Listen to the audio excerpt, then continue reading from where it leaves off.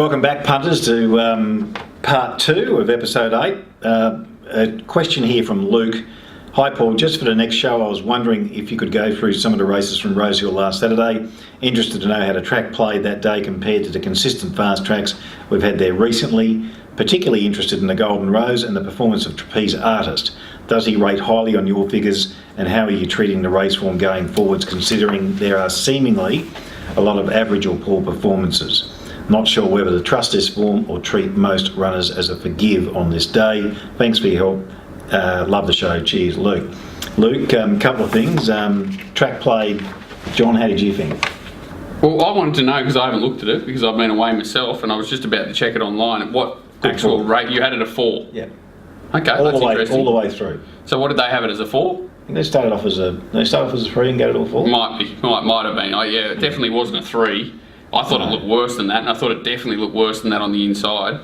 Yeah, we're talking about overall. Yeah, overall. Yeah, no, that's what certainly the inside was. So a lot of them didn't seem to get there. So the track was very different to Rosehill. The past few meetings we've had there with similar. Well, that was all it was. That was all it was. Irrigation caused it, Luke. So that's why it played differently. We're going to review the Golden Rose right now, John.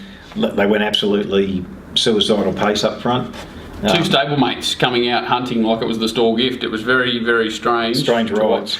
Strange rides. No, I was kind of had a quick talk. I think their tactics were questioned, which was a weird one. Like the stewards, I assume, 2 stablemates going at each other in a 1400 metre race with no other stablemate in the race. So there was nothing strange about it. I don't think there was no real reason for it to happen, and it was a bit of a strange one for the stewards to have to question the one stable about 2 horses sort of burying each other in a Group 1 race. So it was a very odd thing to happen, and you could have planned that maybe the Mission might get a bit headstrong and put on a good tempo, but you wouldn't believe that it would be because the other one was eyeballing it, and then even like 800 out, put it away, and it was just brutal pace. Luke, they went 15 lengths fast for the first 800, roughly 14 and a half lengths, 15 lengths fast for the first 800 in the Group 1. And that's adjusted to class, so that's there you go. So they've actually gone a bit quicker than that in real terms, but pulling it back for the fact that they're better horses. Trapeze Artist hit a new personal best. I think the risk of that rating regressing next time is high, probably around 2 lengths or so. If it was to get back, if it regressed 2 lengths, that goes back to its previous best. It was obviously so the overall time was still okay, or fast. Yep. Nothing wrong with that. And look, the reality is that there's lots of forgives in the race. Minari, unfortunately, John, total forgive, injured in the run. Yeah, he was stripped by the winner, but also he did look to sort of hit the wall a bit late. So I don't know whether it was a combination of a really fast run 14, a little bit softer track than he probably hoped for, and he was obviously stripped as well. So that's not ideal, but he was definitely not himself on the line. To me, it was just a race where there were a bunch of 1200 metre horses that have all lined up in a 1400 that was expected to not be run too quick, probably even tempo, and they've run into a diabolical tempo, and the only horse that had a bit of strong mile form stood up and was strong, whereas the rest have been found out or whatever, and then obviously a combination of that, the inside being difficult, so a lot of those horses that got trapped back and on the inside maybe were at a disadvantage as well, where he was kind of wide and out there in the right spot, even though he may have looked to be wide and working. It was they'll break up a fair bit. Yeah, it was a super strong win. It was hard to watch. I remember I was sitting in the grandstand and like, where's Minari? Happy Josh slotted in. Everything sort of went well to the turn. Was very happy when Trapeze Artist was the horse pulling around it and the only horse coming with it. And then all of a sudden he just couldn't hold him and put him away. I was like, well, hang on. I was a little bit shell shocked, but. It was, in hindsight, it was an insane price, 90 to 1, in what looked a pretty even race to me outside of the favourite. Well, it showed some real talent as a 2-year-old. It did, yeah, and blinkers on both times. I think it's been reported too that third up, blinkers on, he put them away really comfortably in a black opal, but that day it was a slow run 12. Yep. So he sat outside the lead in a slow run 12, put them away. He went on to run third in a champagne, and then he's come back and third up again off a fast tempo and done the job again. So he's a funny horse, and I know I was listening to Mark the other day. He's won at like 20s, 40s, and 40s or something crazy. He's 3 wins, so you wouldn't see a Group 1 competitive horse do that very often. They're not normally that. Those other SPs are crazy, especially when he's had pretty good merit and all his efforts. So it's it's a head shaking race. Oh, look, I mean, I couldn't have predicted that. No, not to the extent that he put them away, and like I kind of found the place getters, third, fourth, second, third, fourth, as the horses I thought would be strong, but the winner definitely got under my guard, and I'm a bit sick that I missed it, to tell you the truth. But it's going forward, I don't know how anyone lines that form up. I'd say, from a perspective, I'd say if they go back in distance to 1200, just look at all their old form as the pointer.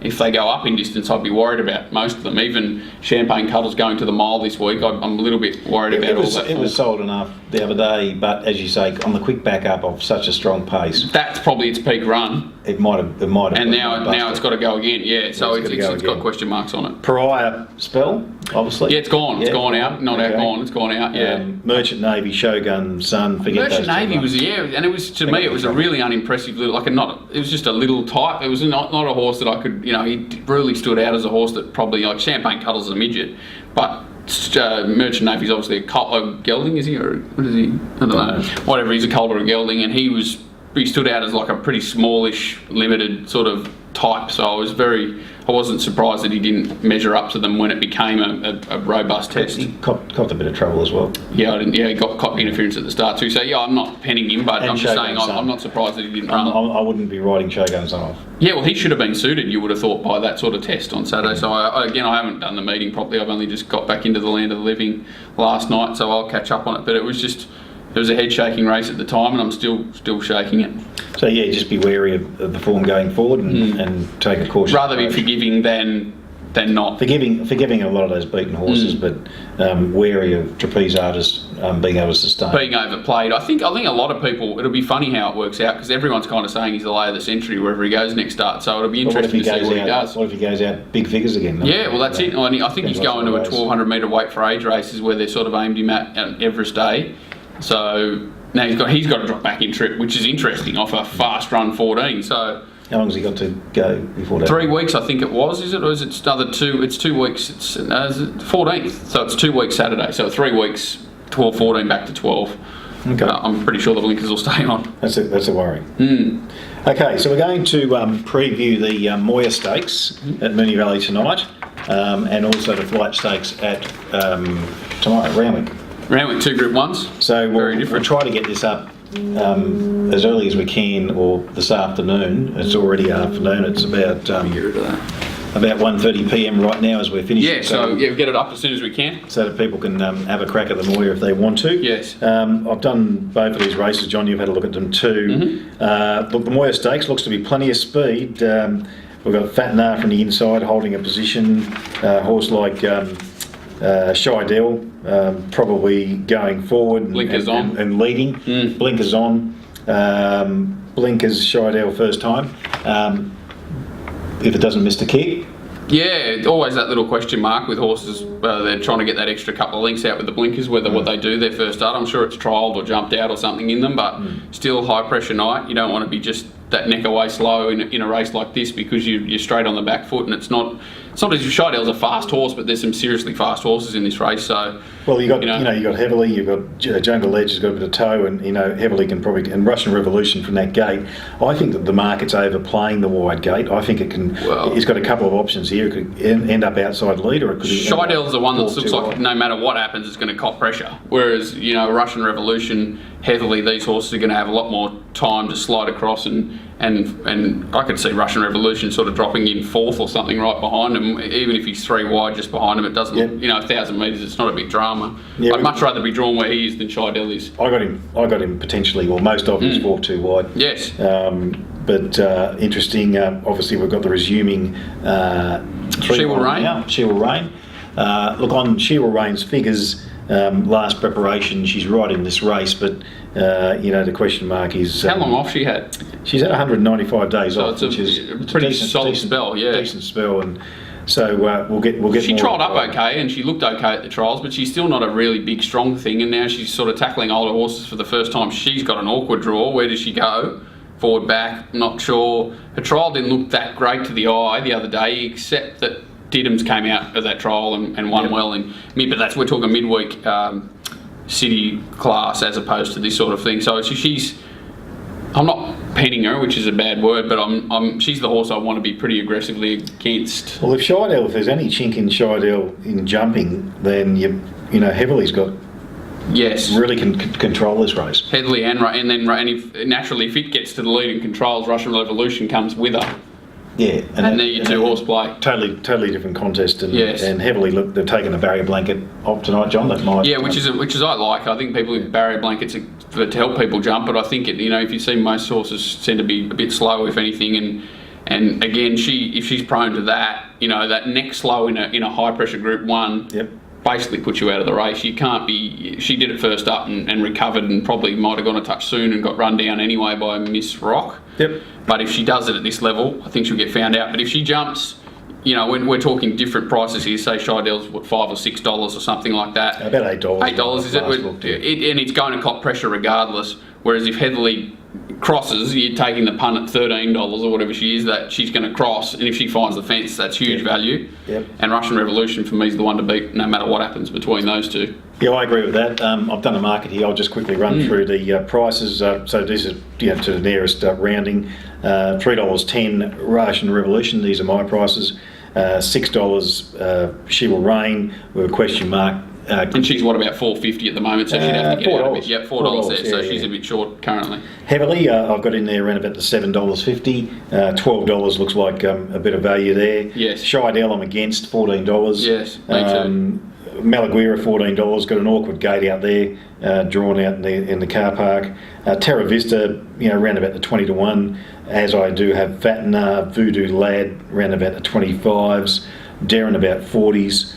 Rock Magic around the 40s. Villora, is it? Vidora? South Australian around about the 40s. Sweet Cherry 90s, and 100 to 1 Jungle Edge. So, look, for me, Russian Revolution is the horse to beat. I think it gets the right run in the race. The only risk is that first up was a new peak for it.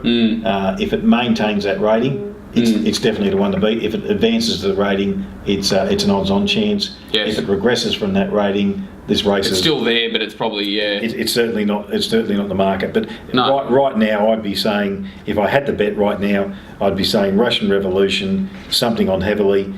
She Will Reign. We're going to learn a lot more about during the betting. It's a horse you've just got to let beat you tonight. If it beats you, it beats you. She's a very good horse if she does. So they're my two. What price is Malaguera? Have you got Malaguera is $11. I've got it early. So it's probably the one for just map wise. If it lobbed on the back of Russian Revolution and it's ready to go, it's probably the other horse that I think is the winning chance. It won that Australia Stakes first up, I think. Yeah, and it's the sort of horse you could see if it got the right. If it just lobbed straight on the back of Russian Revolution, you'd be just going, well, why aren't I on it? I'd be promoting it. Yeah, that's it. Yeah. But I must admit, I penalised it about a length.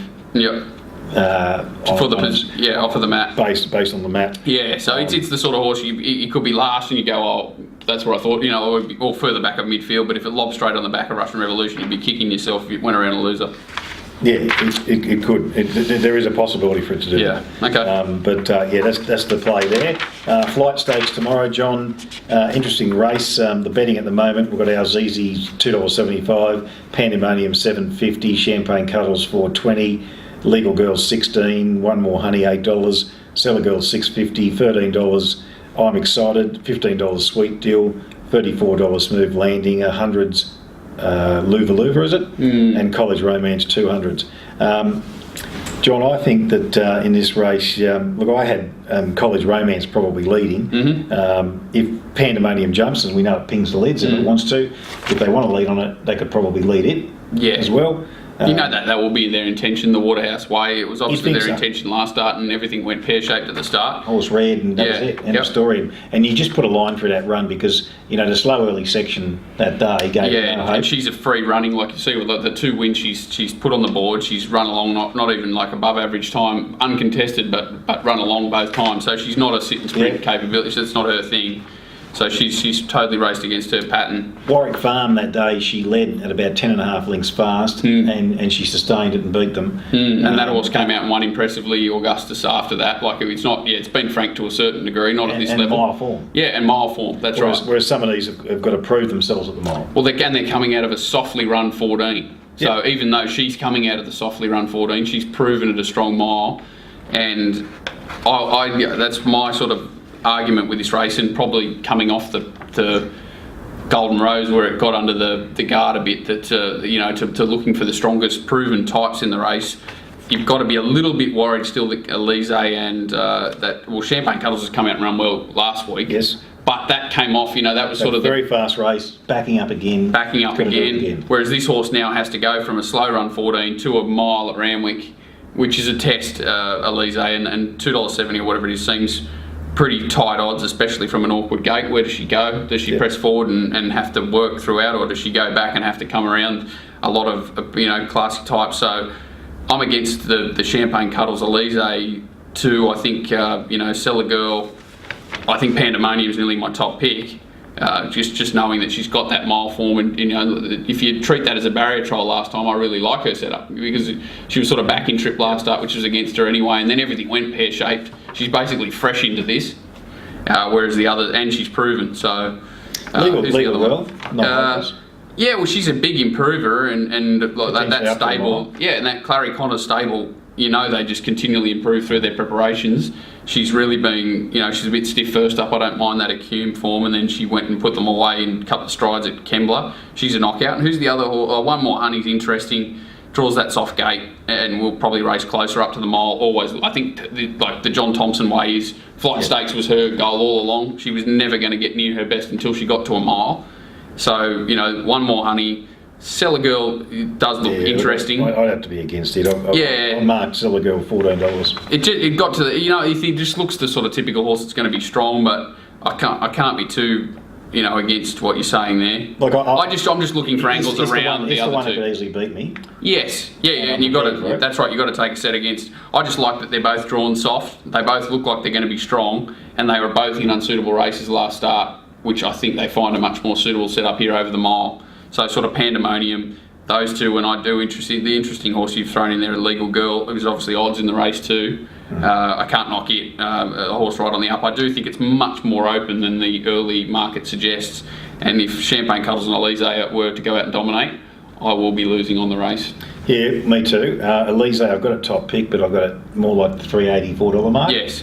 Against the 7-4 quote currently, so have to bet around it. Yes. Pandemonium's my go here. I think back up to the mile, hard fit. If it can certainly lead, I'd prefer. I've got it marked around the 4.75, so the 15-4 mark. So the $7.50 really appeals. Yes. For me. Plenty your little monkey there. Man on there, old Joe Moreira's out here. So let's hope he does the job and goes forward. And I think Gay will be giving him clear instructions. I don't think they'll be open to interpretation.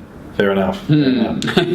Champagne Cuddles, I got it marked around about the $6.50 mark, so I'm against it just on price.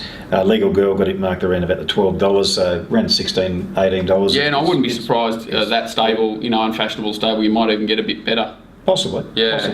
One More Honey about the $13 mark, against it on price. Cellar Girl really against it on price. Had to take a set somewhere, and that's where I've taken it.